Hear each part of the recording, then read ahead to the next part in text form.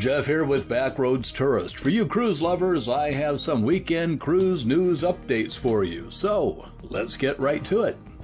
A few days ago, we reported that there were some problems on the Royal Caribbean Voyager of the Seas when they ran into a storm in the Gulf of Mexico on Friday, January 26th.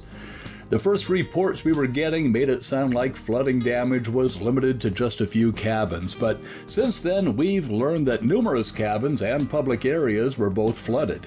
But that's not all. Rough seas caused merchandise to fall off the shelves in stores, as well as bottles, plates, and glasses to fall on the floor and shatter.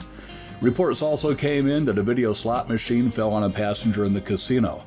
There are videos floating around online that show some of the damage, and I'm not going to show any of those videos because they're not mine. Fortunately, there were no serious injuries reported, so that's good news.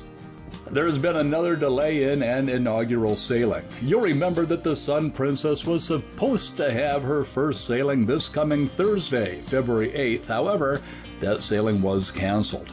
Well, joining the Sun Princess is Oceania Cruises' new ship, Allura. The good news is that passengers were given plenty of warning. The sailings that were canceled were in June and July of 2025.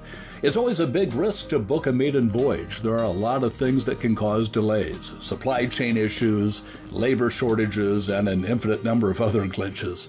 Being on the first sailing is a great experience, but it also comes with a certain degree of risk. And speaking of delays, there were a couple of other cruise ships that had some minor issues this week. Carnival Elation experienced some technical issues that affected her cruising speed, so she was late getting back to Jacksonville on February 1st.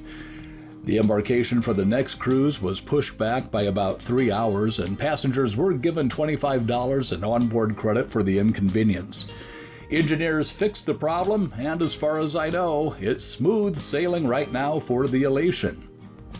There was also a delay for passengers boarding the Carnival Mardi Gras on Saturday in Port Canaveral.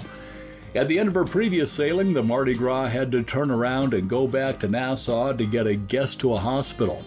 As soon as that person with the medical emergency was taken off the ship, the Mardi Gras continued on to Port Canaveral, but they were understandably a bit behind schedule and arrived around 9 a.m. the following morning. Passengers for the next cruise were advised to arrive at the terminal about 90 minutes later than normal. If you cruise on Princess, you'll want to watch my next video breaking down their Captain Circle loyalty program.